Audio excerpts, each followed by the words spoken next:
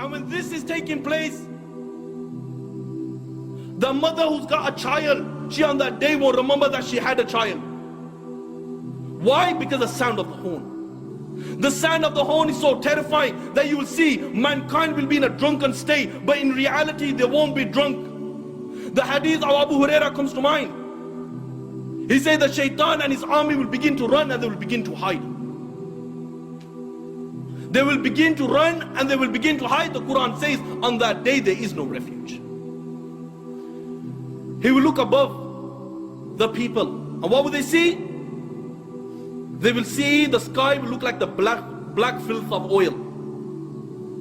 It will crack piece by piece. The earth beneath them, it will crack piece by piece. The oceans will be on fire on that day, and they will explode from their places. Allahu Akbar, picture this in your mind, that the oceans, they will be on fire and they will explode from their places. The stars will lose their shine and they will come crashing down, and there will be darkness everywhere.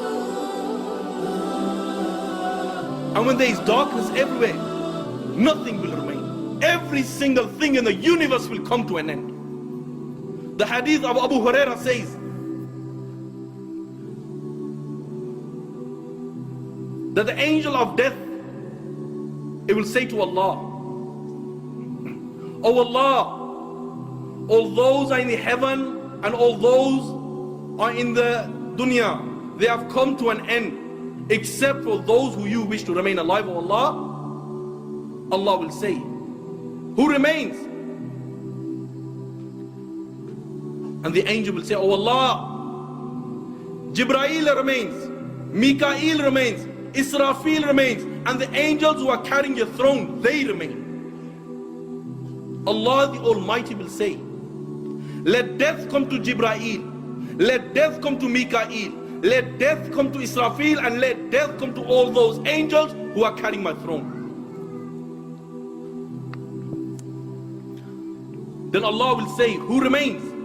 Ya Allah knows who remains. Allah will say to the angel of death, "Who remains?" And the angel will say, "Oh Allah, I remain, you remain, no one else remains." Yet then Allah will say, "I created you for a purpose, you have fulfilled your purpose, you also die and you will die." And then Allah the Almighty, He will roll up all the heavens in His hands, He will roll up all the worlds in His hands, and Allah will raise His voice and Allah will say, "I am the Almighty Allah, I am the Almighty Allah, for whom is the divine rule today, for whom is the power today, for whom is the kingdom today. I am the King of all kings. Where are your dictators? Where are your oppressors?" No one will answer. Allah Himself will answer, and Allah will say, "Power is for Allah, might is for Allah, the one, the only, the irresistible."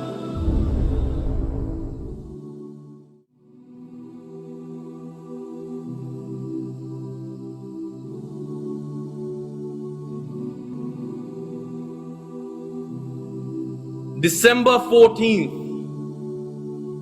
1503, a kafira, she gave birth to an antichrist.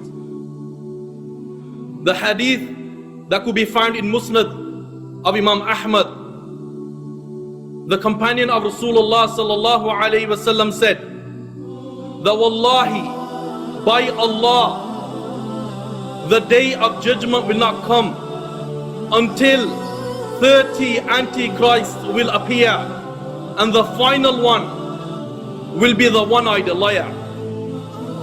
The hadith recorded by Imam al-Bukhari and Imam Muslim in their Sahih. Abu Huraira radiallahu anhu says that each one of them will claim to be a prophet of Allah. My brothers, many false prophets have come and gone. Whether it was Musaylama, whether it was Tulayha, whether it was Sajjah, whether it was Saf, whether it was Abu Mansur, whether it was Rashid Khalifa, whether it was Muhammad ibn Sa'id, whether it was Ghulam Ahmad, whether it was Dr. York, whether it was Jasmine, whether it was Mahmoud Al-Faraj, whether it was Mukhtar, and the one France gave birth to was none other than Nostradamus, born on the 14th of December 1503. And if you remember, he made the media big time. Why? Because his prediction that the world is going to end on a certain day.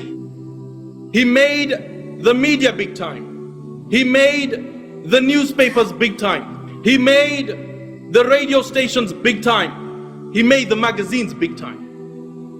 Everyone around the world who was interested in Nostradamus started to believe in his predictions, and this very prediction that the world is going to end. Muslims and non-Muslims alike, they started to believe in this to such an extent that people start preparing for their death.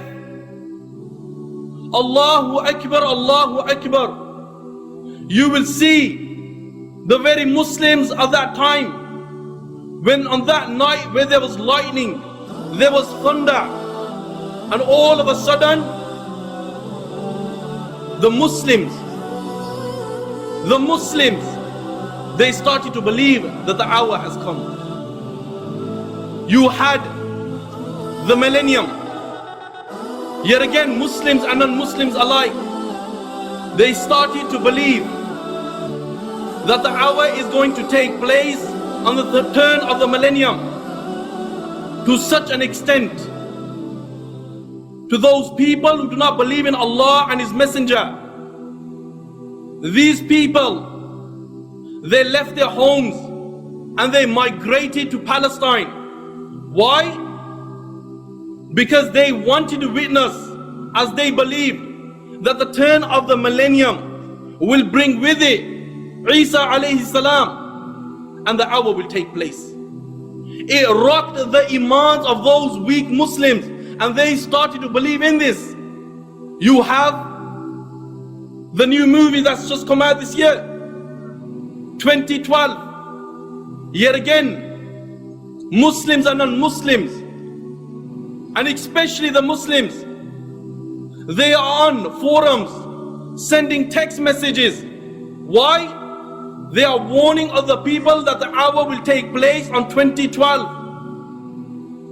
In spite of the verses of the Quran, where Allah says, "O Muhammad, they ask you regarding the hour, tell them,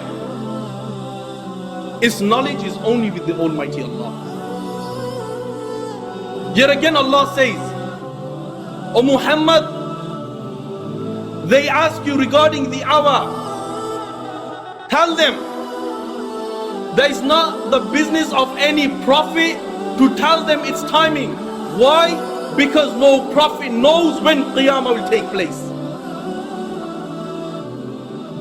But in spite of these verses of the Quran, people have fallen in the trap, and they are believing that people and Nostradamus knows when the hour will take place. But bear in mind, he sallallahu alaihi wasallam said, the 5 things are only with the Almighty Allah, and He will remain with the Almighty Allah. And out of the 5 is the hour. And bear in mind, no Nostradamus, no Dr. York, no Mukhtar, no Rashid Khalifa, no Musaylama, no Sajja, no Saf, no Abu Mansur knows when the hour will take place. Why? Because this knowledge is only with the Almighty Allah. But